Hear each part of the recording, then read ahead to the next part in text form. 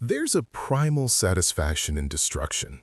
We spend all week talking about the artists, the number 10s, the wingers, the goal scorers. We call their game the beautiful game.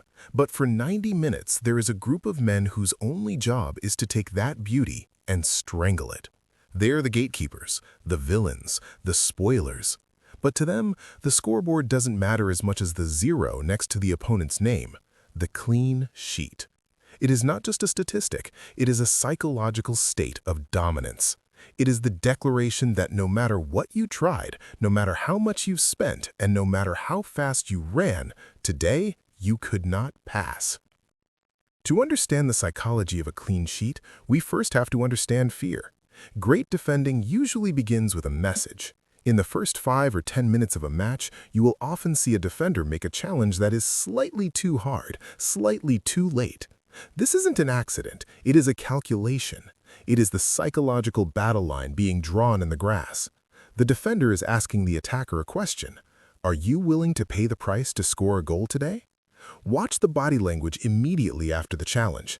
The defender doesn't look at the ball, he looks at the man. He invades his personal space.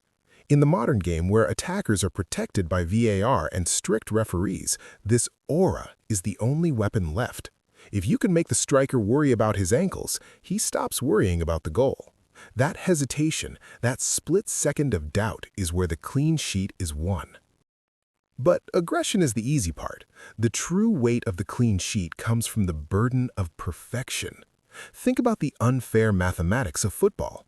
A striker can miss 5 clear chances, score the 6th, and he is the hero of the night. He gets the headlines, he gets the bonus.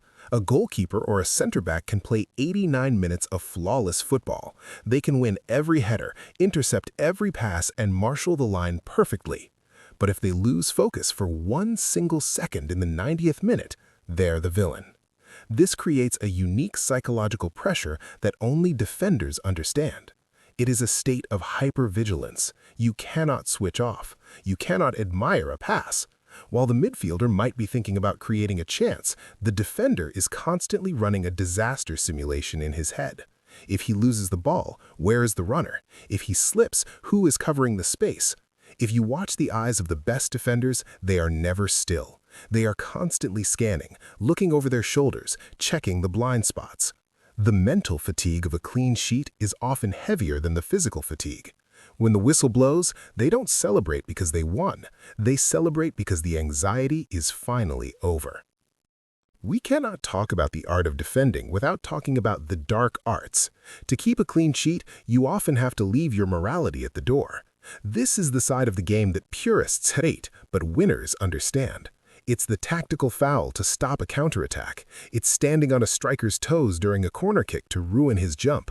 It's the gentle nudge in the back when the referee isn't looking.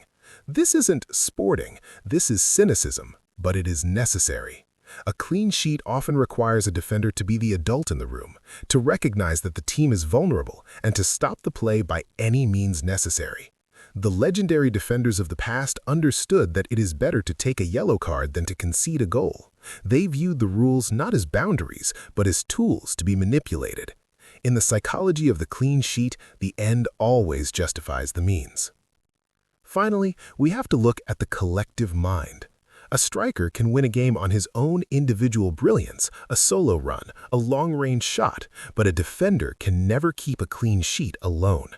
A defense is an organism. It breathes. Watch how a top-tier backline moves. When the ball goes left, they all shift left. When the pressure releases, they all step up.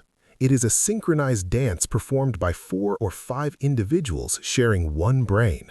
The moment one player acts selfishly, the moment one player decides to stay deep when the others step up, the system breaks. The clean sheet relies on absolute trust. You have to trust that if you step out to press the ball, your partner is covering the space behind you.